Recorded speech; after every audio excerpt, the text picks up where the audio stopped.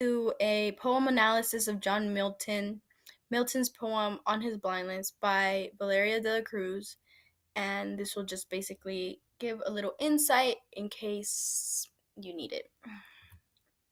So first off, what we'll be doing is that we'll be listening to somebody read the poem for us. They have a really good narration of the poem, so I guess it's gonna be a little fun. And so sometimes we just need to listen to somebody else read it for us in order to pick up some of the things we didn't if we were to read it in our heads. So without further ado, let's get started. Here Here is is John John Milton Milton on his blindness.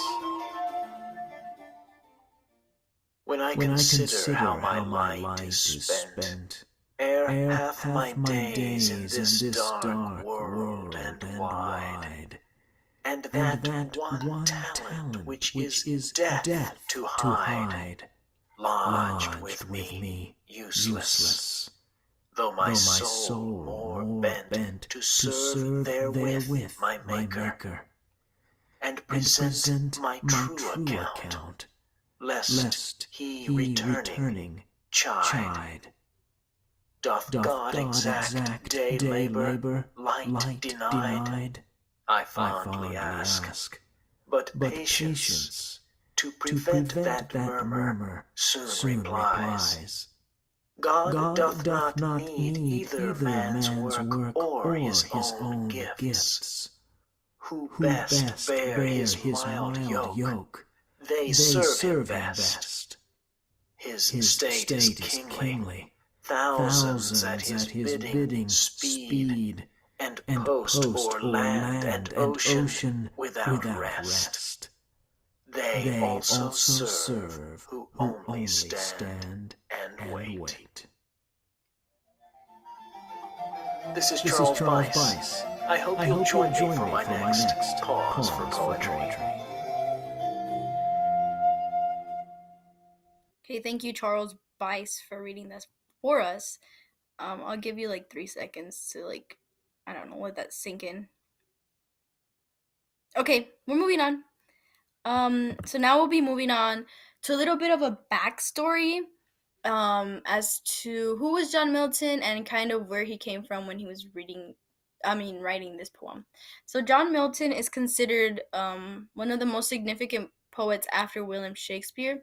So he's he's the second best poet to walk this world.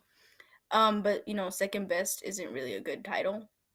Anyways, at the age of 44, John Milton completely lost his eyesight as a result of untreated glaucoma, and so this poem just reflects his emotions that he was feeling when he had lost his eyesight. So yes, now we'll be moving on to an analysis of the poem.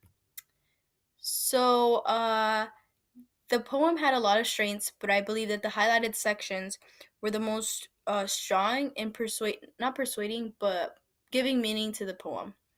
The first one is when I consider how my light is spent half my days in this dark world and wide. And the second one is thousands at his bidding speed and post land and ocean without rest. They also serve who only stand and wait. So I pulled these lines out and I said that these were considered connection to the allegory between the light and John Milton's eyes.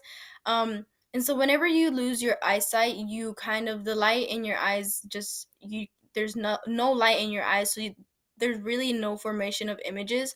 So all you really, I guess I'm not blind, but I'm guessing that all you can really see is just a black image, or I don't know. I really don't know. Sorry.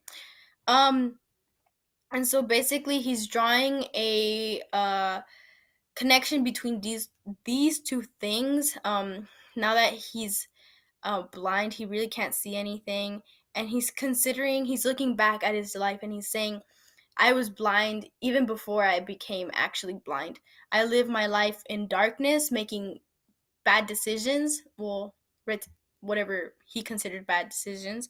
I did things I didn't do. I did things I just he was just a lot of regret with this first line." And so he starts to question God, as he references this to him as my maker. Um, and so he's asking him, like, why did this happen to me? Like, what is this supposed to serve in my life now that I'm 44? Which was, I guess, a aged time for people back in the 1600s. I don't know. Anyways, and so now that he's become kind of useless, now that his eyes are useless to him, he's become useless to God. And so he's asking God, like, what is my purpose now that I'm blind? Like, what are you going to do with me? And then he, at the end of the poem, he kind of closes it off with, like, God is so powerful. Like, he has all these people at his, like, command, that I believe that if I just wait a little bit, he'll be able to give me my purpose back in life. Like, if God is so great, not grateful. Um he's so powerful. He's going to be able to give me a purpose in this life. Or whatever I have left in this life. And so then, as a continuation, Milton closes the allegory with, like, reflecting the importance of patience in these sorts of processes, like in certain situations of life or whatever, but in this case, his blindness. And so, again, in reference to the last line, he's Milton is just very confident that God will give him patience, and patience will bring him to God, and God will bring him patience. Um, and so that's a picture of God, or what is thought to be God. So yeah, it's just a lot of reflecting on past decisions, and um, yeah. So why should my poem advance? For once, it's John Milton. I mean, he is considered one of the second best poets after William Shakespeare, and I just believe he deserves a lot more recognition um, than the little that he deserves. I mean, he gets. Um, and so, I mean, his other poem is Paradise, and that one is the one most widely known among other, like, the mainstream crowd, I guess. And so I just believe that John Milton is deserves to be more in English classes alongside William Shakespeare. Second point is that someday we'll also be in the same position as him, like, not as far as going blind, maybe, um but, like, we'll be in a position in our lives when we're, like, I don't know, 60, 70. I really don't know, but we'll reach a point in our lives where we'll look back and kind of be like, oh, like, I regret doing all of that, and I regret not doing all of this.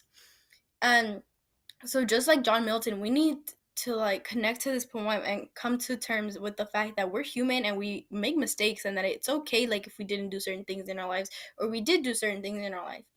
And so, yeah, we can kind of connect with that human aspect of John Milton. Third one is blindness is a real problem. Like, I'm not blind myself, but I wear glasses, so my vision isn't perfect.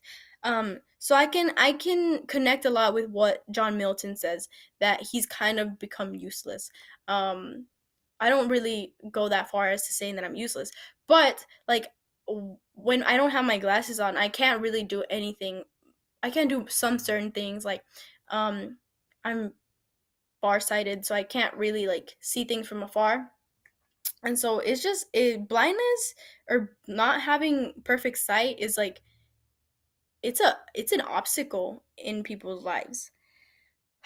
And the fourth one is that it gives hope to people who regret their mistakes. Like, John Milton is saying, like, guys, yeah, we made some mistakes, but it's all right. Like, we're going to make it through.